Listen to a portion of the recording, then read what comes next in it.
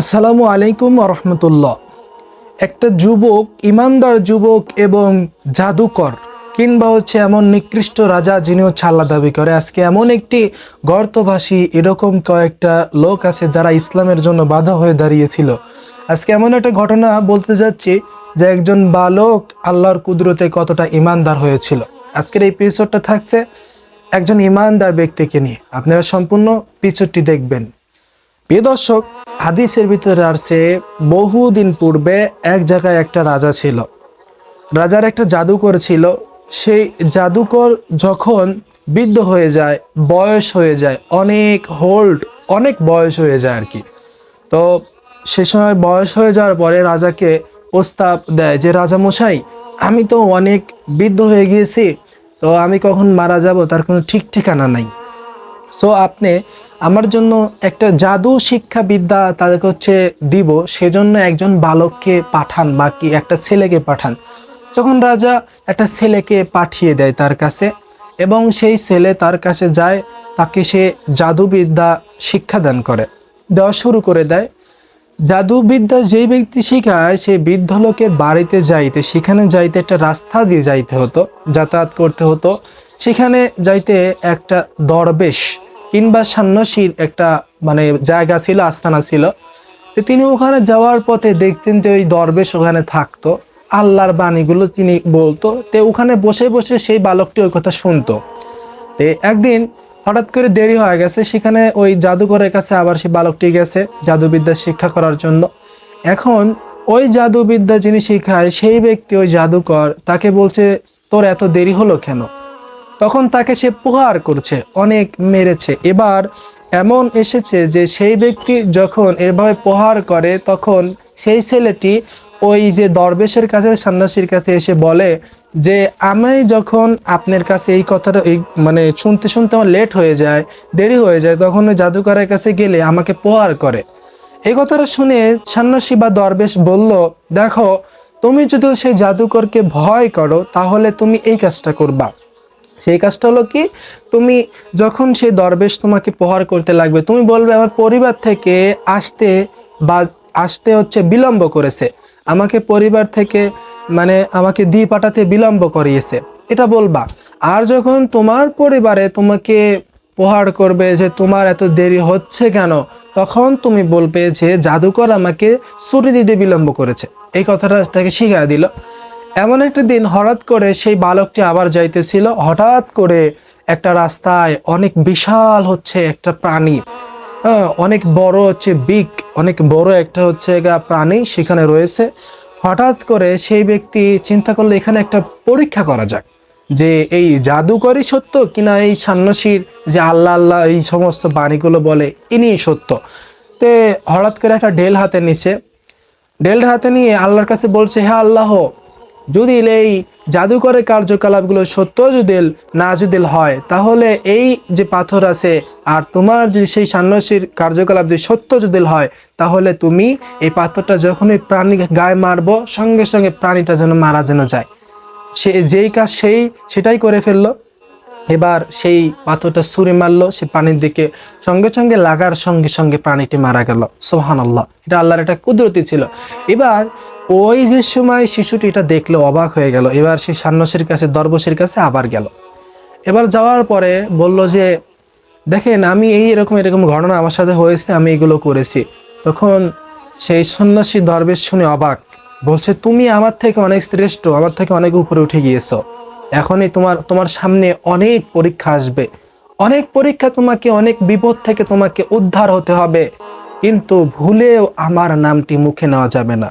বলে রাখি, ওই রাজাটি ছিল তিনি আল্লাহ দাবি করত, তিনি প্রভু দাবি করত। ওই সময় ইমানদার আল্লাহওয়ালা ব্যক্তি পাওয়া খুবই ট্রাফ হয়ে যেত, অনেক কষ্ট হয়ে যেত। তো এখন সেই ব্যক্তি তখন এই কথাটা বলে দিল যে তুমি ভুলেও আমার নামটা প্রকাশ করবা না। একদিন এভাবে সেই ছেলেটা জাদুবিদ্যা শিক্ষার জন্য যাইতো। এমন করে হঠাৎ করে সবাই তার কাছে, ধরেন একজন কুষ্ঠ রোগ হয়েছে, তার কাছে আসে। আল্লাহ সুবহানাহু ওয়া তাআলা তার কাছে সেই ব্যক্তি বালকটি দোয়া করে দেয় বা ঝাড়ফুঁক করে দেয়, সেই কুষ্ঠ রোগ ভালো হয়ে যায়। এমনকি অন্ধকার ব্যক্তি, চোখ অন্ধ, সেই ব্যক্তি যে আসে, ফু দিয়ে দেয়, আল্লাহর কাছে দোয়া করে দেয়, সঙ্গে সঙ্গে ভালো হয়ে যায়। এবার রাজামশাইয়ের একজন ক্লোজ ব্যক্তি, ক্লোজ পারসন, সে আসে, হঠাৎ করে আসে যে আমার চোখ অন্ধ, আমি কানা ছিলাম, তো হঠাৎ করে আসে, আসার পরে সেই বালকের কাছে বলে যে তুমি বেলে এরকম এরকম করছো, তে আমার চোখটা কি ভালো করে দিতে পারবা? এ কথা বলছে। এখন সেই বালকটি বলছে, দেখেন আমি তো কারোর চোখ তো ভালো করে দিতে পারি না, আমার রব ভালো করে দেয়, আমি শুধুমাত্র আপনার জন্য কি করতে পারি, দোয়া করতে পারি, শাফাআত করতে পারি, এছাড়া কিচ্ছু করতে পারি না। এখন সেই ব্যক্তি বলছে, দেখো তুমি যদি আমার চোখটা যদি ভালো করে দিতে পারো যেভাবে হোক, তাহলে আমার কাছে যে সমস্ত জিনিসগুলো দেখছো, অনেক কিছু দামি দামি জিনিস ছিল, যে তোমাকে এগুলো সব তোমার দিয়ে দেবো, তোমাকে দিয়ে দেবো। একথা শোনার পরে বলছে, দেখেন এগুলো আমাকে দিতে হবে না, আপনি শুধুমাত্র যে আমার আল্লাহর প্রতি যে ঈমান আনেন, তাহলে আপনার জন্য আমি শাফাআত বা দোয়া করতে পারি আল্লাহর কাছে, যেন আল্লাহ তাআলা যেন আপনাকে চোখটা যেন দান যেন করে। এই কথা শোনার পরে সেই ব্যক্তি বলছে, ঠিক আছে, আমি তোমার আল্লাহর প্রতি ঈমান আনলাম, লা ইলাহা ইল্লাল্লাহু মুহাম্মাদুর রাসূলুল্লাহ সাল্লাল্লাহু আলাইহি ওয়াসাল্লাম। এভাবে তিনি ঈমান আনলেন। এবার আনার পরে এবার সেই ব্যক্তি যখন এটা করেছে, সঙ্গে সঙ্গে দোয়া করে দিয়েছে, তার চোখটা ভালো হয়ে গেছে, সুবহানাল্লাহ। এবার এই কথাটা যখন সেই রাজার কাছে, পার্সন ব্যক্তি তো তার ক্লোজ ব্যক্তি, যখন সেই ব্যক্তি সেখানে গেছে, এখন যাওয়ার পরে বলছে, রাজা বলছে, তুমি এখন তো চোখে দেখছো, কিভাবে এটা সম্ভব, কোথায় থেকে এটা করলে? তখন সেই ব্যক্তি ঈমান এনেছে, বলছে যে আমার রব আপনার রব উভয়ের রব আমাকে চোখটা দান করেছে, সুবহানাল্লাহ। কার কাছে বলছে? যিনি প্রভু দাবি করে। এখন তার তো মিজাজ হট, অনেক গরম।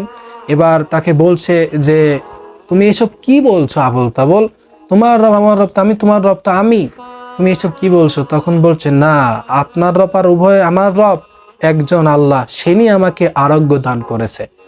এখন সেই ব্যক্তিকে ধরলো, সেই ক্লোজ ব্যক্তিকে কিন্তু ধরলো রাজা।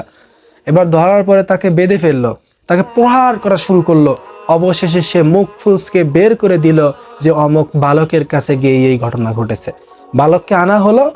বালককে যে সময় প্রহার করা শুরু করলো, বালক প্রথমেই মানে স্বীকার করলো না, তাকে বললো যে তোমার ধর্মগুলো ত্যাগ করো। সেই ব্যক্তিকে বলা হয়েছিল তোমার নিজ ধর্ম ত্যাগ করো, তারা অস্বীকার করেছে, ছেলেদেরকে প্রহার করা হচ্ছে।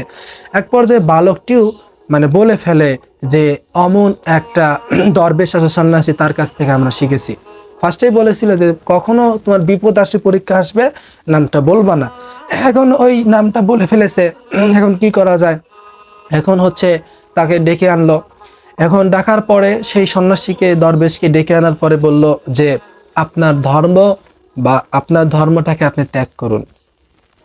তিনি অস্বীকার করলো, করাত আনলেন সেই রাজা, তার লোকজন করাত এনে তাকে দুখণ্ড করে ফেললো, নাউজুবিল্লাহ। দুখণ্ড করার পরে এবার আনা হলো সেই হচ্ছে তার ক্লোজ ব্যক্তি, সেই ক্লোজ পার্সনকে আনা হলো।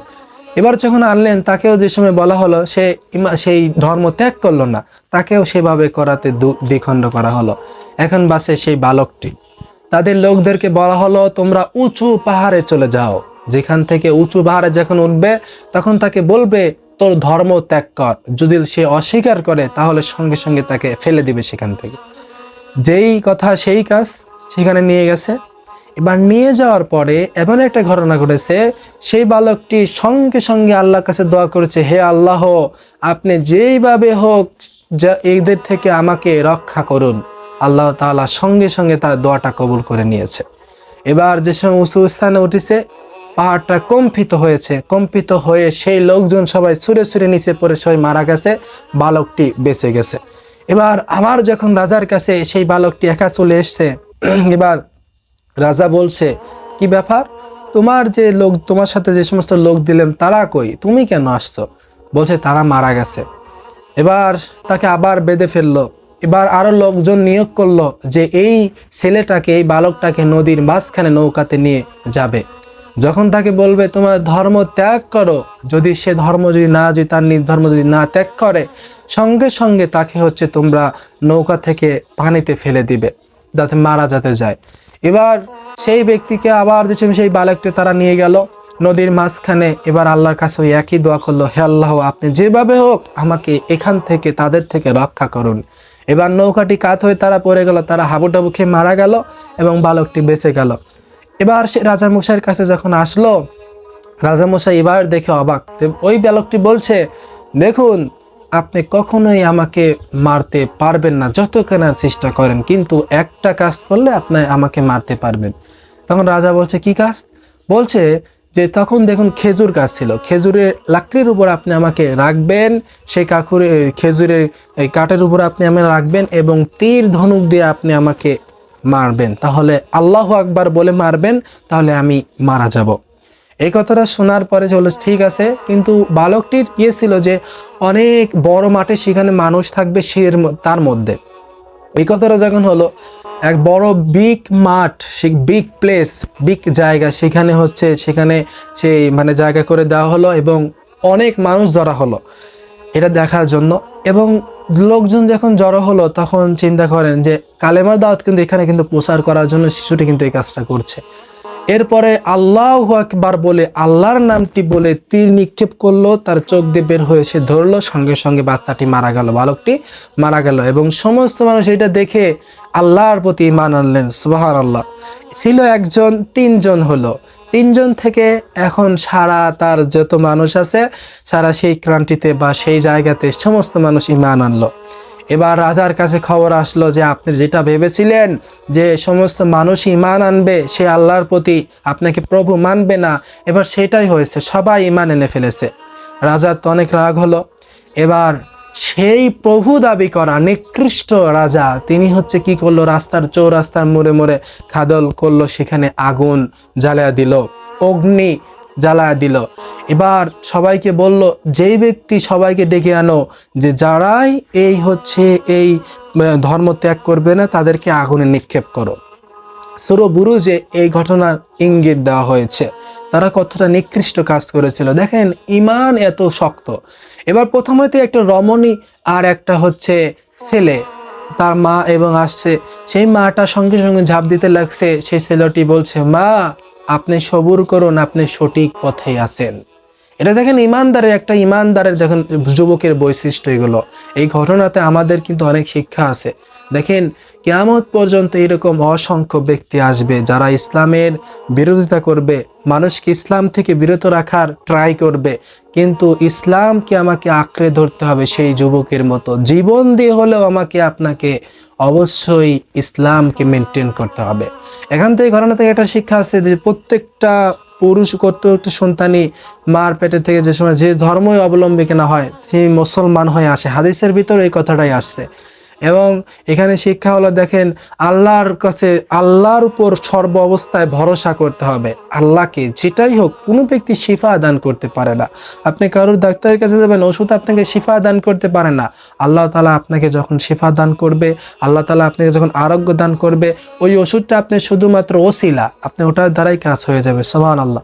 এই জন্য এই এপিসোড আপনি অবশ্যই মানুষের কাছে প্রচার করে দিতে পারেন, যাতে করে আল্লাহর প্রতি বিশ্বাস তাদের স্থাপন বেশি যাতে হয়। এবং ইসলামের শিরিক জাদু থেকে বিরত থাকতে হবে। ছেলেটা অসংখ্য কিন্তু ভালো কাজ করেছে, এটা ইমানদারের একটা ইমানদার বালক। আল্লাহ সুবহানাহু ওয়া তাআলা এই বালকের মতো আমাদেরকে কবুল করুক। সকলেই বলে আমিন। আখির দাওয়ানা আলহামদুলিল্লাহি রাব্বিল আলামিন।